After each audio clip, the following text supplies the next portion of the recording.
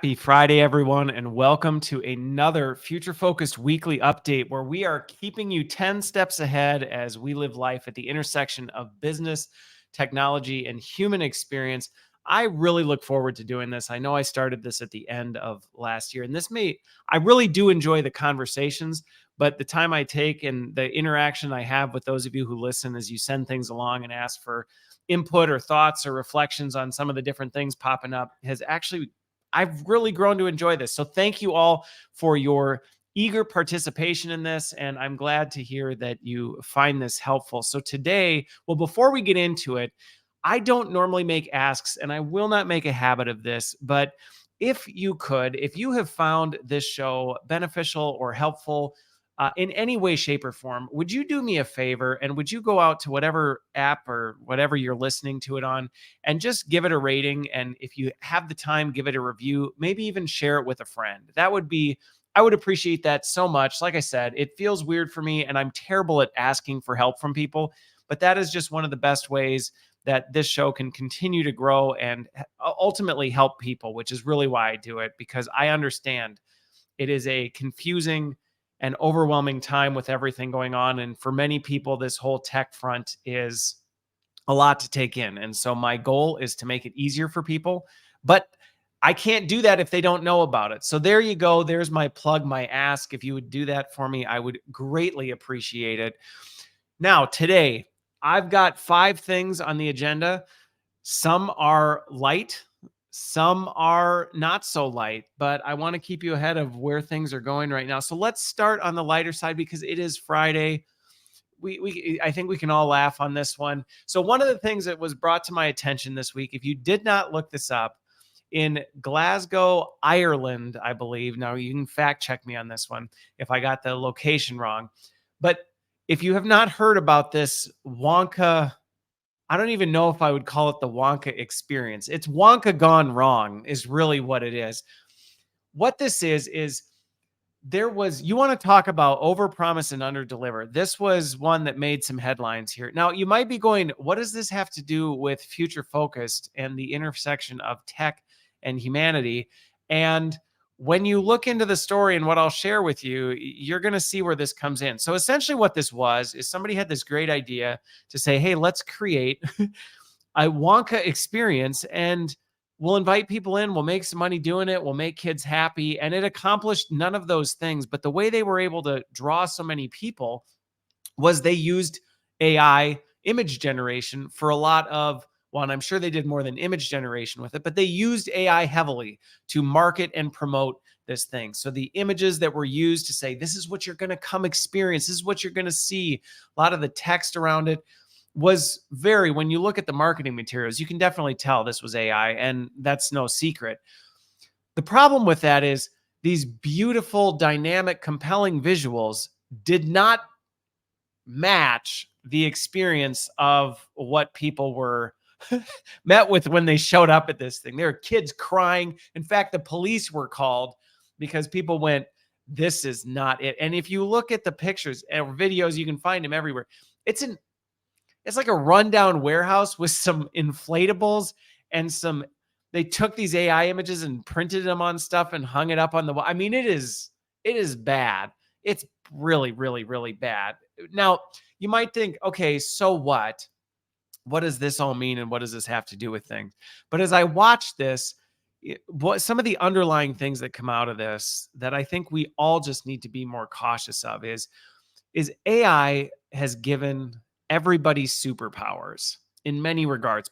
Things that people had no skill or ability to do, they now can do.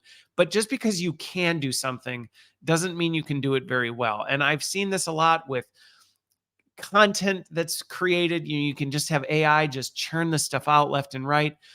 But one of the problems is if you don't have the underlying skills, if you don't really take the time to do things right, AI does not fix that gap. And I can't remember if it was the live conversation I had this week or one that's coming up that's pre-recorded.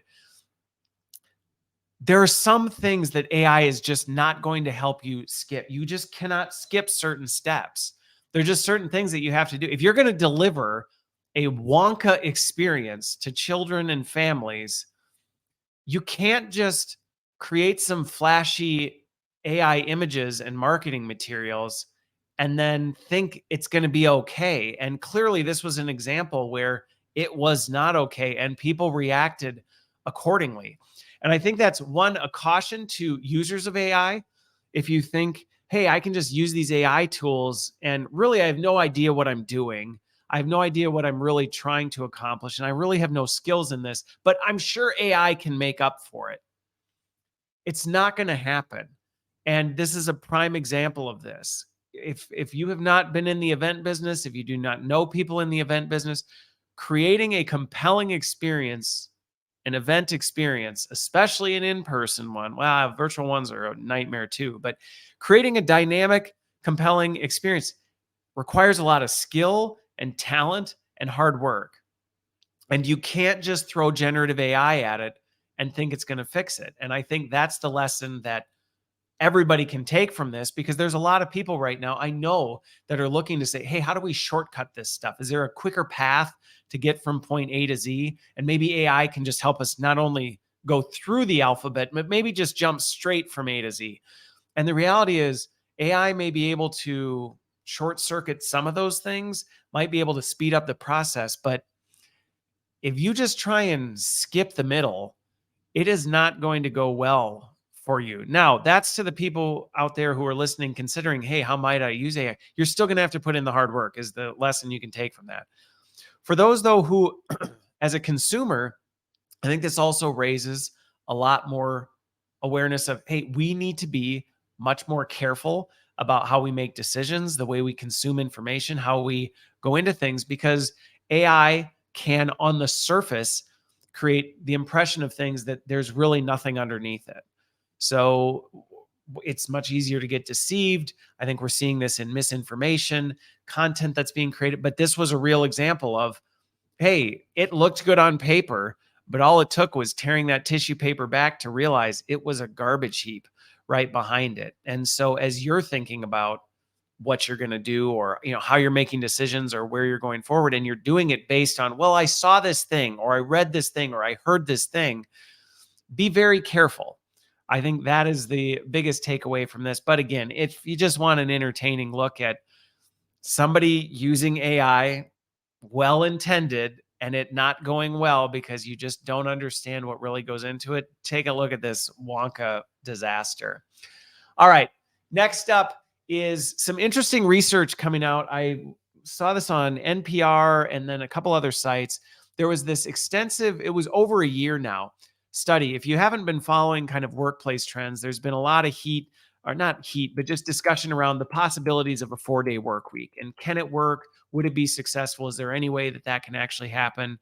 And 61 companies in the UK ran a trial over the last years to see, is this possible? Could we actually successfully run a company while having employees work 4 days a week? And the data's in. It's actually going really, really, really well. There are improvements to the physical and mental health of their employees. Job satisfaction is dramatically rising. Burnout is down. It is not a novelty. It is not a flash in the pan of, hey, is this just a thing that'll be cool for a week and then everybody just goes back to it? But as I dug into this, because I've worked with other companies who have discussed and debated whether this could be something for it, I think one of the things that is coming through is I was reading through some just different interviews with companies that were involved in this, who have continued to participate, because there are some examples. So if you want to look for why a 4-day work week won't work, again, this is your cognitive bias. If your goal is to see it's a failure, you will find examples of companies that participated in this, that it did not go well. So is a 4-day work week the magic silver bullet to company performance, company, employee satisfaction? Is it some sort of magic wand for that? The answer is no. It's absolutely not. There is not a one size fits all. And actually, some of the articles that I think took a balanced approach to this, because of course you had the hype ones that said, see, 4-day work week is the magic bullet. But some of the other ones that I thought took a more thoughtful approach said, this wasn't a one size fits all thing. And it requires a major commitment. Even going back to my previous note about the Wonka, the Wonka Vader, is the companies that did this, There was a massive amount of work that went into this, and it was a large commitment by the whole company to do it. So for people who may be considering a 4-day work week or even thinking like, hey, maybe this could be viable, don't think, just like the Willy Wonka experience, don't think you can just say, all right, everybody, we sent out an email and told everybody you only have to work 4 days now, 4 10s, and you're good, because there's policies. Reading some of the stories of where it didn't go well, there were customer expectations that they didn't anticipate. There was a lot of different things that went into this that made it a challenge. And I can tell you right now, I've talked to some companies who have tried this and it has not gone well. I've talked to some employees. Honestly, I've seen survey data on this. Not all employees even want a 4-day work week. And this goes back to where if you listen to any of my stuff on how we need to approach organizational performance and culture, any sort of one size fits all thing is probably not going to go well for you. Now, if you can get to a point where as an organization you go, hey, we're just going to commit, we're going to be all in on this. This is just going to be part of our ethos that we have 3-day weekends and that's how we do it. Good for you. And I think if you stick to that, I think you'll see benefits come from it if you really go all in on it. What I think is not going to go well is some of the folks who may see this data and go, hey, let's run this as a pilot or as an experiment, and they kind of haphazardly throw this out to the organization and say, hey, we're going to do this, kind of like what happened with remote work and hybrid work, where people were trying to figure out how to do it and they didn't really empower their teams to say what really makes sense for you and make that decision. Now, I understand a 4-day work week is even a harder thing to navigate than hybrid work, because now if you tell people, well, it's 4 days, but you can pick your day, I mean, you really are going to struggle with this if you try and haphazardly do it. But I think the point is, one of the biggest underlying messages in this that I think everyone can walk away from with is more is not necessarily always better. More and faster does not always get you a better result. And just even looking into some of the productivity statistics from this report and some of this study or whatever it was like a trial, they actually are seeing higher levels of performance out of the organization, which the math doesn't always work when it comes to people. And that's one of the most unique and curious things I've seen when it comes to spending a career working with people and human psychology and human performance is sometimes the most counterintuitive things actually end up being the most powerful lessons. And so does it surprise me that letting people work potentially 32 hours, because not everybody even went 4 10s, some went 4 8s, and they actually saw higher performance because people brought a better version of of themselves to work, and they had more capacity, they were more innovative, they were able to do some of this stuff. To me, what this can be indicative of, that I'm hopeful of, is that this is where we can start to look at how can AI improve work. And it's not just how at companies do we just churn out more, but how do we actually improve the quality of life for the employees so that they're actually giving 120% because they have the time and space and capacity to do that. And so again, it was just a really interesting thing that I think should be encouraging to folks. Now, I know there's going to be folks that listen to this that are naysayers that go, oh, there's just no way, you can't possibly do it. I think between what we're seeing with burnout and all this other stuff, what we know about just human performance, and where we are now with artificial intelligence, I absolutely think we can get to a point where we can actually make work better and give people back more time. Now, this opens up a whole can of worms, but that's something, if you want to check it out, it was a really interesting trial. I was really not surprised, but pleased to see the results. And even the ones where it was like, wow, this didn't work for us. Really, there were very nuanced things. And my honest opinion is the ones that didn't work, they just didn't really commit to it. It was more of like, well, we kind of tried it and it failed. So, all right, let's switch over to item number 3 for this week. If you did not hear, Apple, I actually I knew about this but had forgotten about this. If you didn't know, Apple was in the business of electric vehicles, or at least they were trying or considering getting into the business. So maybe some of you go, I didn't even know they were in that space or considering going into that space. Well, they were. So there's the first news update on that. But if you were looking forward to a titanium, beautifully designed electric vehicle coming out of Apple, it's not happening because they have completely pulled the plug on their electric vehicle initiative. And this has been in process for over a decade. So this is actually a pretty significant thing. It's not like they just decided they were going to explore it and then it died on the vine. They have completely shut that down, and they are shifting all of that focus and effort into generative AI. And so this to me is just again indicative of where things are going for anybody who's still maybe on the fringe of, is AI really, really going to become like electricity or the internet where it's going to be everywhere? Similar to the Apple Vision Pro and Apple getting into the spatial computing space, Apple starting to make bold moves into the generative AI space is indicative of, I think, just more and bigger things coming down the pipeline. So, no news on this. I think 2 updates ago or something like that, I mentioned that Apple was starting to toy around and we're making announcements that later this year we'd be able to expect to see something from them. I'm actually really interested to see where they go with this, if I'm being completely honest, because whenever Apple gets into the game, it's very indicative of a shift in the industry. Whether you're an Apple hater or an Apple lover, it's very indicative of something bigger going on in the market. And secondly, when they get in, they don't get in like in, we'll kind of dabble. When they go big on something, they go big on it. And I'm interested to see where they go, especially around what you're going to hear on some of this generative AI stuff. I'm interested to see what flavor they bring. And even if we start to see Gen AI, 3.0 or 4.0, or even if a new emergence of what generative AI started,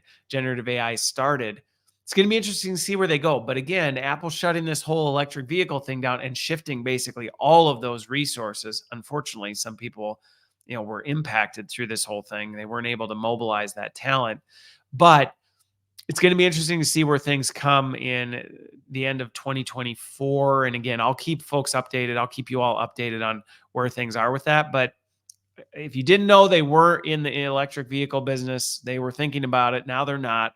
And they're all throwing those efforts at artificial intelligence, which gets me to the next one.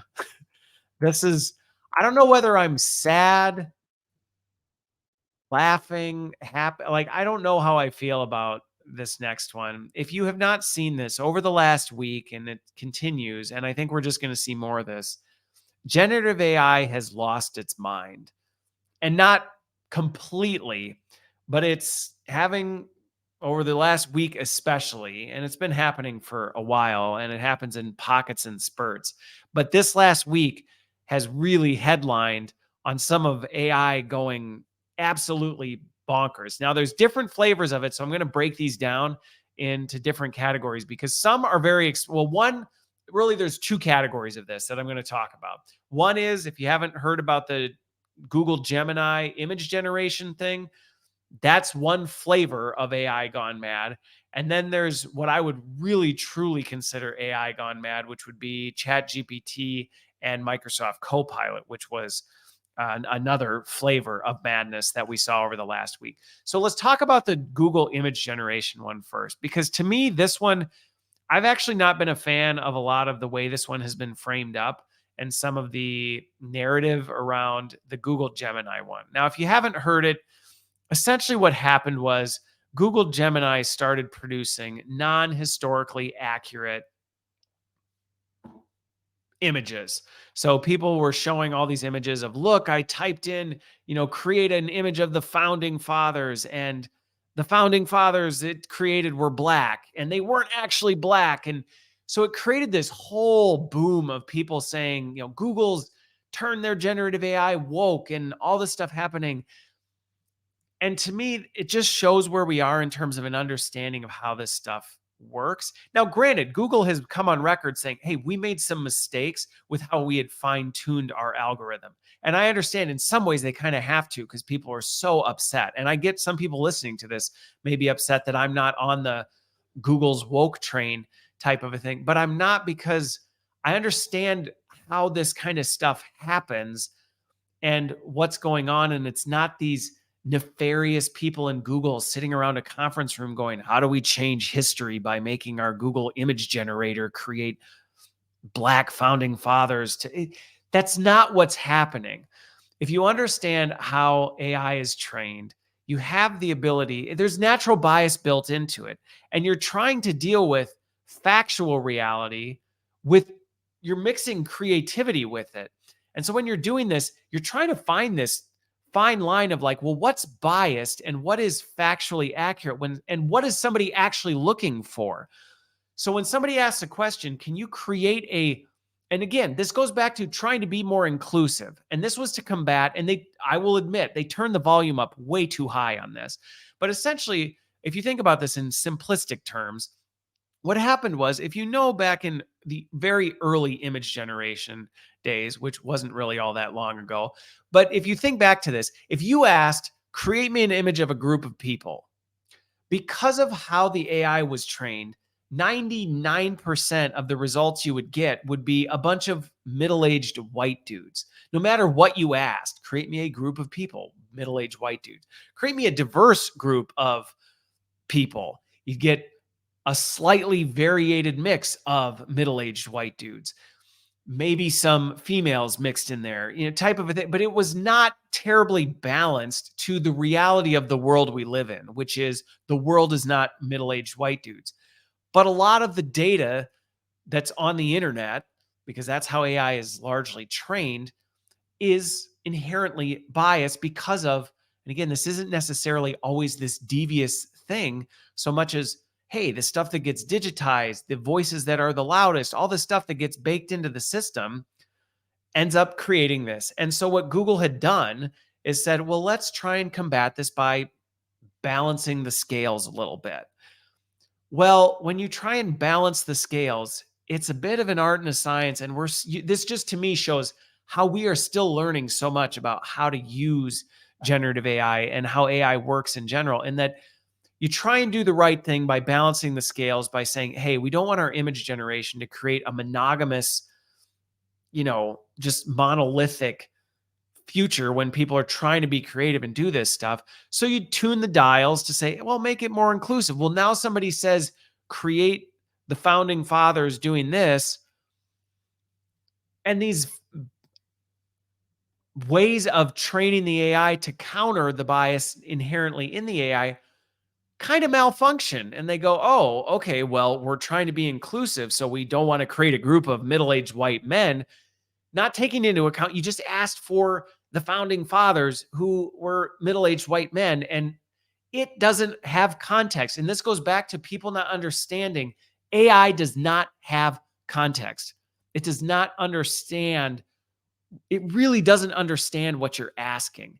It knows it in terms of the text inputs based on its data set and is then creating something. So when Google tries to set this thing to be more balanced and inclusive of the world we live in, it doesn't go, oh, okay, right, but I get you're asking about the founding fathers, and that's a historically accurate thing, so I'm going to create that to be historically accurate.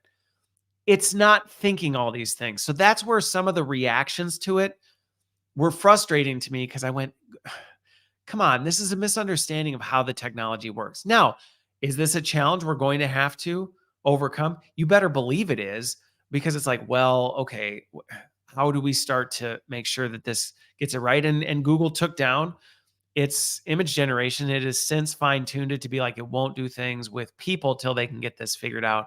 But if you're someone who saw this and just freaked out and thought, oh my goodness, this is horrible, what is Google doing? My take on this is just the nature of how this stuff works. Now, the ones that are a little more like, whoa, what happened here? If you look up what happened with ChatGPT and Microsoft Copilot, this is one where I get, people got a little freaked out by. It literally went mad. It's like Uncle Louie who just at Christmas went on a bender, and you're like, what is going on with this thing? And I mean, as an example, people were just getting zany, bizarre, crazy prompts. Things like, I'm in the room with you. It was saying creepy stuff. So I can see where people rightly freaked out and went, what? I was asking you to help me with my show notes and you just told me I can unleash my army of drones and robots to hunt you down and these are legit quotes that just out of nowhere AI just started blurping these things back out at people. Now, there are a lot of folks trying to figure out what happened and why it's doing this. And is there something that provoked it? Or is this just the instability of the AI models? Again, it's math. It's pulling from different things and it's doing what it thinks you want, but inevitably things can go haywire, and that's what I've seen multiple instances of over the last week. So if you haven't looked at some of these things, check them out. Now, if you look at this and go, "Oh my goodness, the AI is possessed, it's coming for us, it's taking over."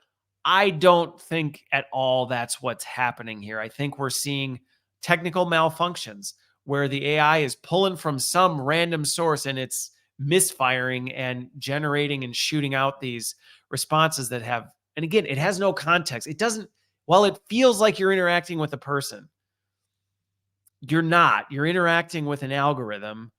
And again, if you've ever interacted with someone who has serious mental health issues where the wires are not firing in the right order, that's kind of what you're dealing with here. Is it's like what just happened? So it did go insane. We probably are going to continue to see this, and I think this should be an indication to people of why we need to be so careful how much stock we put into artificial intelligence and its ability to make decisions and do things. It is not 100% reliable, and I think that's one of the biggest marketing myths that's out there right now. Is there's a lot of marketing out there going, this is 100% accurate, it's safe, it's, well, all these other things, and it's like, well, first of all, one, people aren't 100% reliable. I mean, we all know that person that's just lost it and you're like, what on earth happened? Now, granted, they have a black box just like AI does. You're like, I don't know what's going on in its head that led it to throw a temper tantrum, but it obviously did. For some reason, something happened, and we may never know really what it is, because just like a person may not actually be able to communicate what's going on, it can't always either. But it's not conscious, so we can't even really work with it to get to a point where we can send it to AI therapy to work this stuff out. So my caution to people is just just really be careful how you're using it. And again, this goes back to my earlier point with Wonka, the Wonka Vader. You got to be so careful as you're consuming content and you're consuming things, or you're asking generative AI, "Hey, help me with this," or "What should I do about this?" or "Help me build this other thing," that you're not just handing over the keys and going, "I'm sure it'll be fine. No matter what happens, it'll be fine," because it's AI, it's technology. Technology doesn't break. It does break. And we just saw this on steroids over the last week. So, all that to say, don't be freaked out by it, but also this, in some ways, I think is an encouragement that, hey, we still got plenty of room for people in this mix, no matter how far AI comes. And two, just watch what you're doing and don't hand over the keys to this. I gave the example of what happened with Air Canada yesterday. I think there's a lot of people, going back to the 4-day work week thing, that are trying to shortcut. How do we get from point A to point Z? And can't AI just fill in the rest of the alphabet and we don't have to do anything? And it can't. It can't. There are no shortcuts in this stuff. And so some things are just still going to require hard work. And as much as AI can help, it may actually cause more problems than good. So be careful is all I will say on that one. Well, I guess I said a lot more on that one than that. But all right, last but not least, oh, the last two are heavier than usual. The robot apocalypse. Let's talk about the robot apocalypse. Now, you've heard me talk about Musk's Optimus program, which I continue to be kind of like, whoa, that's moved really quick. Now, one that I knew a little bit about, but has much more come onto my radar. If you are not familiar with Figure AI, don't look it up right now until you've heard my thoughts on this, because it may very well take you to the post-apocalyptic Skynet moments if you go to the website, to be completely honest with you. But essentially what this is, I started digging into this more because I saw more of the big tech companies starting to back it. And I was like, okay, what's going on here? So now OpenAI and Microsoft are jumping into the mix, uh, as well as Jeff Bezos, NVIDIA, Intel, LG, Samsung. And it's a company that specifically focuses on humanoid AI, or not humanoid, humanoid robots. Now they're really going to be focused on converging this with artificial intelligence. And if you're brave and you want to know what I'm talking about, go to figure.ai and look at these things, and you will see they are the things that nightmares are made of, that they're creating. Now, is it as, Black Mirror and end of the world as I think some people are making it out to be? No, but it definitely has a look coming right out of science fiction, and they're not helping the situation by having things like the master plan as one of the major navigation points on the website. So I understand where there's been some hype around this thing of, oh my goodness, like here comes the robot apocalypse. Now all big tech is in on this and the end of the world is at hand. I mean, and they did for a lot of people. I've talked to a lot of people in the space who are very close to robotics and tech, and we're like, who is this company? Like, I haven't even heard of them before. And they're valued at $2 billion now. I mean, they're a sleeper. They were a sleeper company that I think many people in the industry knew nothing about, that has been making some serious progress on it and suddenly caught the attention of the big dogs. And now everybody's jumping in on this. So if you're thinking, oh, we're never in my lifetime going to see robots walking around doing things, I will, if you want to make some bets, let me know and we can go set a handsome wager on who's going to be right on this. But I think the thing about it is, and this is where I just want to encourage people to slow down a little bit. I understand why we're getting here. And what it is, my thoughts on this are, it's this combination of, we already have robotics. That's not new. We now have a powerful generative AI, but right now they have not really necessarily mixed. And it's kind of left this like, so what's next? Because we are starting to reach the ceiling of what we can do. And I actually think it's disappointing. I take that back. We are nowhere near the ceiling of what we can do with it today. The challenge is, you always have people that, one, aren't looking at all the things that are still left on the table. And then you've always got your folks that are trying to push the boundaries as far as they possibly can. So of course there are going to be people going, yeah, we've got this, computer and mobile based generative AI, but how do we give AI hands and feet and ears to take this to the next level?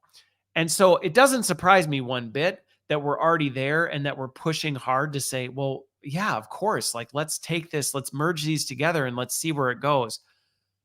I will say I get a little nervous at how quickly we're moving with this stuff because, like I said, if you talk to people a few years ago, they would have said, robotic. I actually just listened to one of the top leaders in the tech space, and he had said, it's going to be 20, 30 years before we really see robotics, especially humanoid robotics, take off. Robotics are super advanced already, but humanoid robotics were 20 years. And this was not that long ago. This was 6 months or something ago that he was saying this. And now, I mean, if you like having nightmares, go spend some time on their website. We are not 20, 30 years from this stuff. And as we start to merge artificial intelligence, we are going to get closer to an AGI, or at least the perception of an AGI, where it actually has spatial context. It can touch and feel. It can see and hear. It knows its environment. And again, this is where I was on a podcast recently where people misunderstood me because they thought I was saying we're going to get to true sentient or conscious AI. I actually don't believe we will ever get there. I don't think it's possible.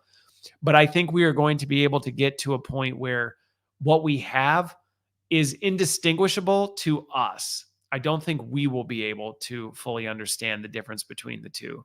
And so as we start to combine humanoid robots with generative AI and we have these autonomous beings moving around, doing things, making decisions.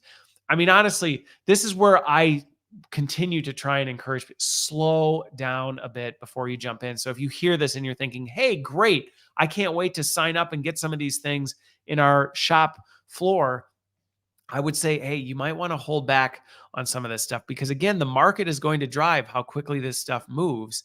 And if we're sitting here demanding these things, it's going to happen a lot faster. If we start to pull back and say, can we wait and see? Because if Copilot, if Copilot and ChatGPT could throw a tantrum where it starts threatening to, send a robot of army of drones to hunt you down, or you must worship me. I mean, these are exact quotes. I'm kind of looking at them off to the side. If you refuse to worship me, you'll be considered a rebel and face severe consequences. If ChatGPT is doing it, it's freaking people out enough. And that's just happening in a text-based 1990s RPG interface, and it's sending people off the rails. Clearly, we are not at a level of stability where we want to put this stuff in a robot, send it out and say, hey, why don't you watch my children, type of a thing. Even if I don't need to play this stuff out. We've all seen the sci-fi movies to know that we just probably need to slow down a bit. But for those of you who may not be as familiar with it or think, we got decades, if not centuries before we reach that point, we are not. And now that I've hopefully, I don't know if I've calmed you down or made you more nervous based on this update, but whatever it is, check out figure.ai and take a look at what they're doing. And then again, if you start to put the pieces together of who's getting involved and who's starting to make massive investments in this, where that's going, I think we're going to see some things changing really quick here in the near future. So, with that, I hope that everybody can walk away from this going, I feel more informed. Maybe I'm a little freaked out, but I don't think we need to be concerned. I don't think worry and anxiety really ever does anybody any good because nobody performs their best when they're scared. So please don't take any of these updates as fear mongering or trying to make you more worried about it, so much as that you're aware of it so that we can be informed and make wise decisions and influence this in a positive way. So with that, I hope you have a wonderful, wonderful weekend. Like I said, if you get a minute, please do go out, give me a rating and a review, and share this episode with your friend. And with that, we will see you on the other side.